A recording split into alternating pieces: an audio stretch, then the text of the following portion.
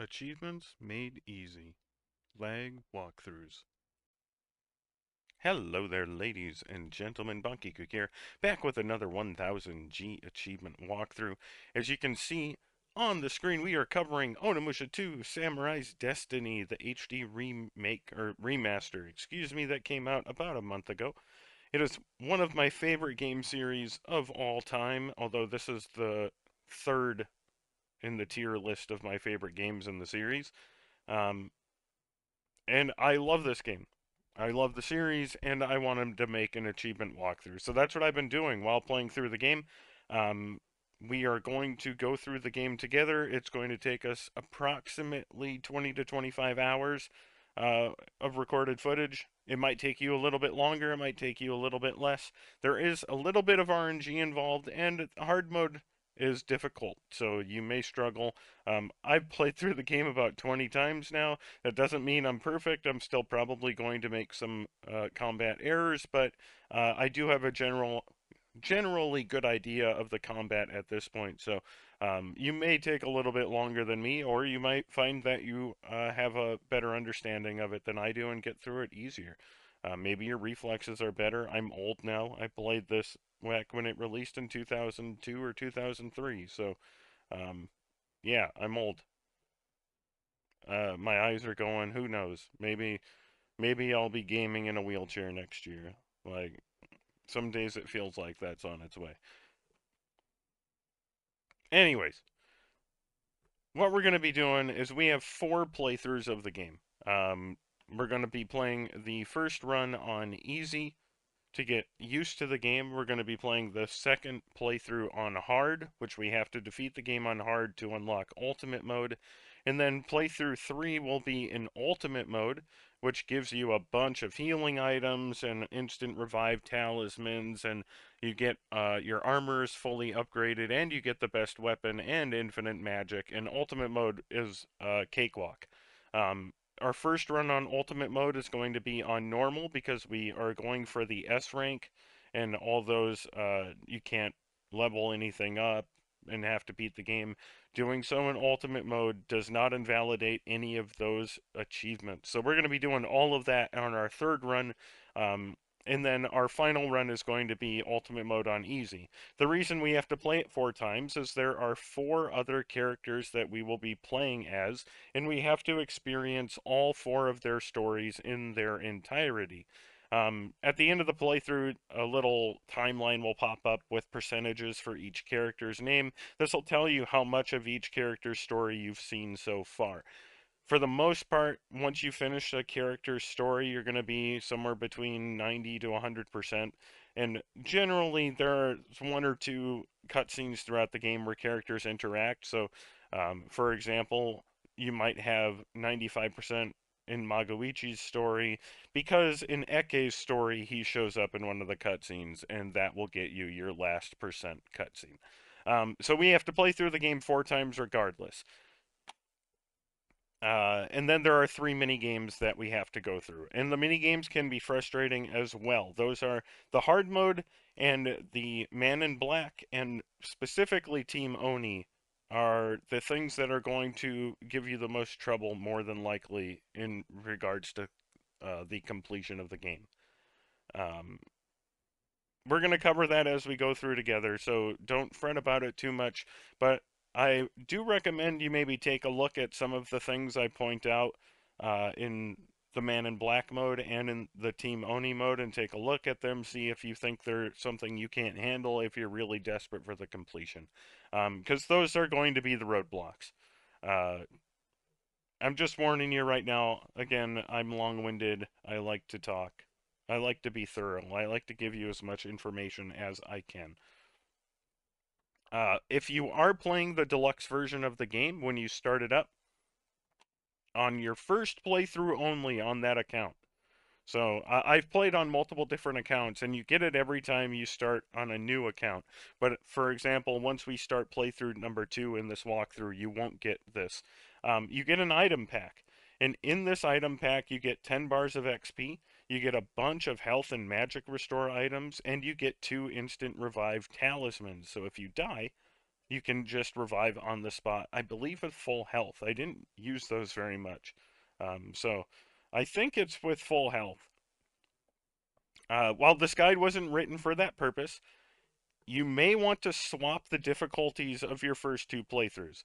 Keep that in mind. You will be doing things differently than me. It will be harder, but because you only get those extra healing items on your first run through of the game, it may not be a bad idea to play your first run on hard, and then you just play your second playthrough on easy. If you want to do that, feel free. I have a text walkthrough on my website, and in that text walkthrough, it'll be linked in the description of the videos as well.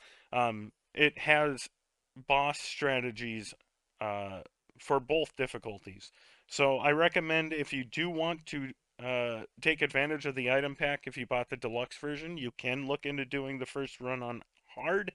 I don't necessarily recommend it because even if you do, um, especially if you're new to the series, because even if you have the extra healing items, you may burn through them pretty quick if you're not familiar with the combat. So, um, it will just make your easy playthrough a lot easier if you do have the deluxe version. And if you um, don't worry about it. There are plenty of places to grind. We're going to be playing on easy. The extra XP and the health and magic restore items are useful, but you can still get through the game without them if you didn't buy the deluxe edition. Um, Unfortunately, because I did, I can't start a new playthrough of the game um, without and record an achievement walkthrough without getting that item pack.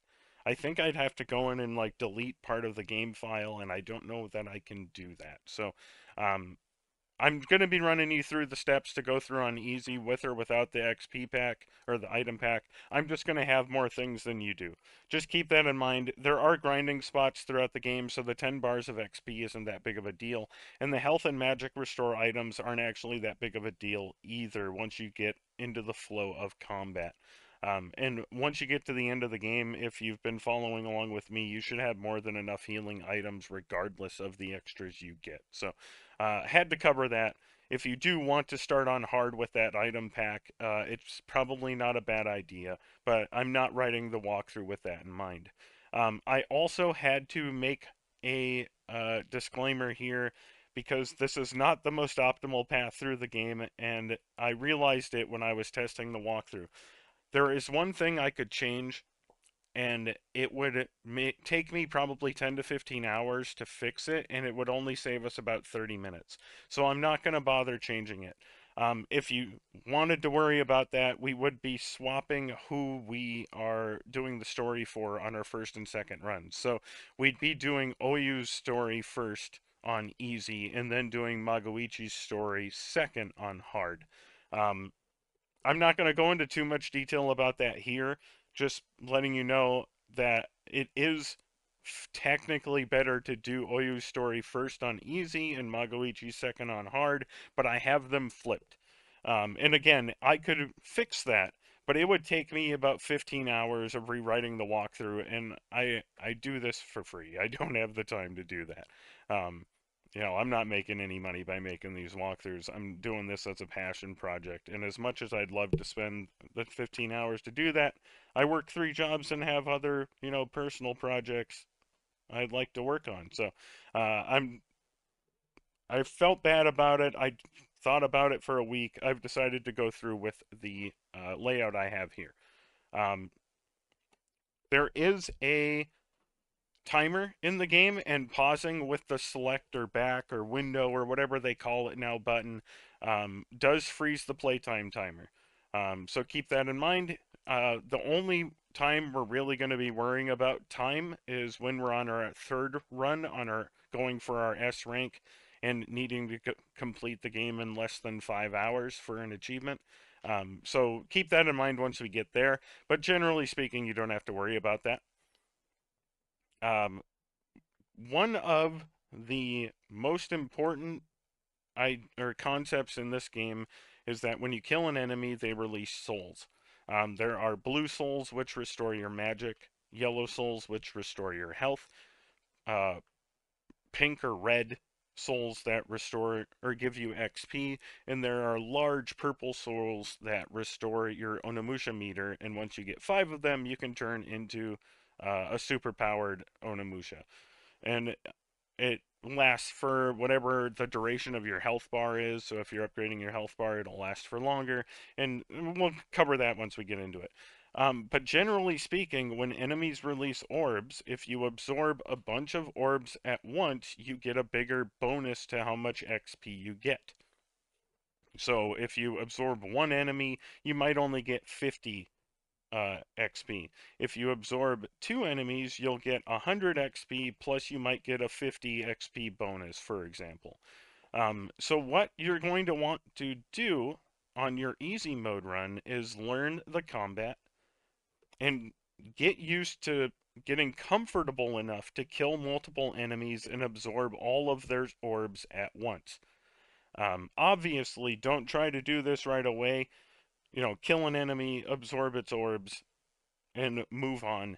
But once you start getting into the habit of critting enemies, which I'm going to cover, and all of that more detailed combat stuff, try killing 4, 5, 6 enemies at the same time and absorbing all of their orbs at once for massive XP bonuses. And you'll see me do this as we go through the game quite a bit, as I'm comfortable with the crit system. Um, uh, One more thing about orbs.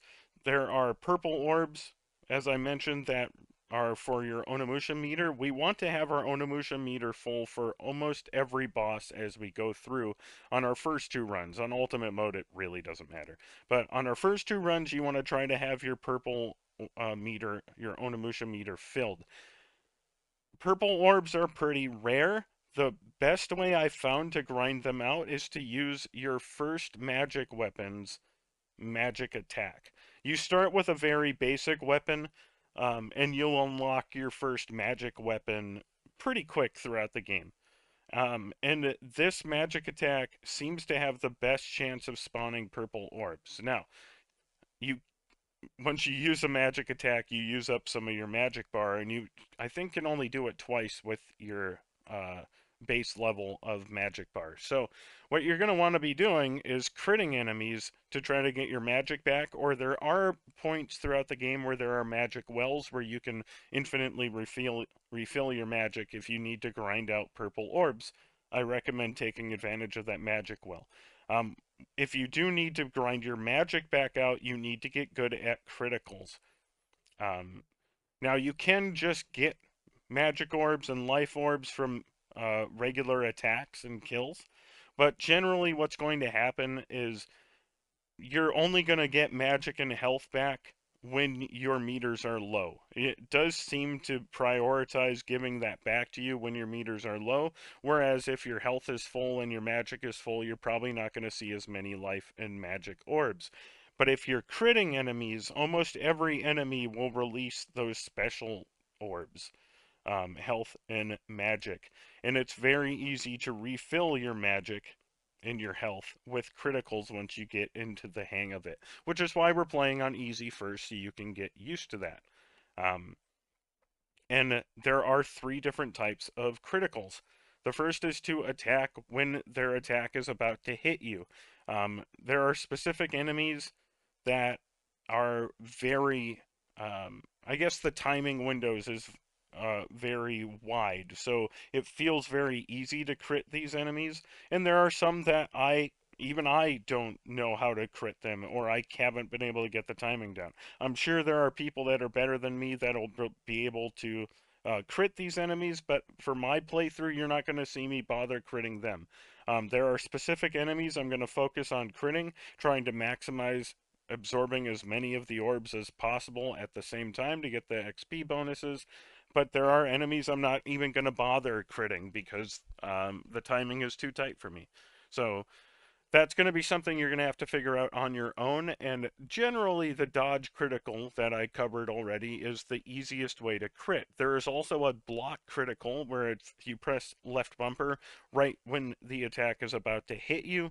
You'll see an enhanced, like, clash of the sword, and the enemy will recoil more. And if you press the attack button immediately, you'll crit the enemy. Um, there's also a third type of crit where you charge your weapon, and that is typically useful against bosses, but I don't deal with that at all in this walkthrough. I'm just mentioning it for sake of having all the information. You can also chain your criticals. If you uh, have a second enemy close by, you can try to press the attack button with the proper timing, and Jubei or whoever you're using may continue to crit chain into the next enemy. You can also use one crit attack to kill multiple enemies if they are bunched up together. That's also a very important tactic. Um, the crit chaining stuff is very hard to display timing.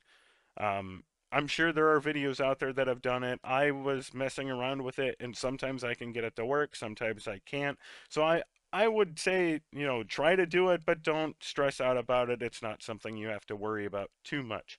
The regular crit attacks are what you want to focus on, as that is how you're going to get through all of the difficulties. Being able to get bonus XP and a lot of XP from the crit attacks, getting your health and magic back, etc. I think, well, we get weapons and armor. We have to upgrade them. I think it takes about 170 red bars worth of XP on easy, but I'm not entirely sure it's the same amount across all difficulties. So I'm including that number because I feel like that's where it was on easy, but it felt like on hard the bars took a little bit longer to upgrade, and I don't know if that's just a kind of psychological thing in my head. I haven't tested that out yet.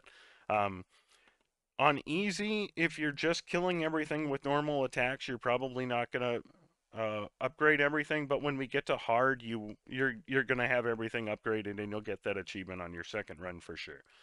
Or those achievements, excuse me. There's one for maxing weapons, one for maxing armor.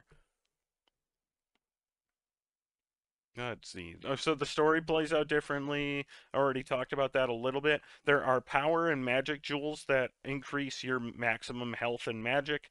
To get all of them, you have to do Magoichi's story. So that's why our first run through of the game is going to be Magoichi's story, and we will unlock that achievement. The other characters don't get a specific set of jewels that only Magoichi has access to. So you can only get 8 of the 9 with the other characters. Yeah, let's see. So kind of a final update here. I know I've been going for a while, but I like to cover everything, man. I like to be thorough.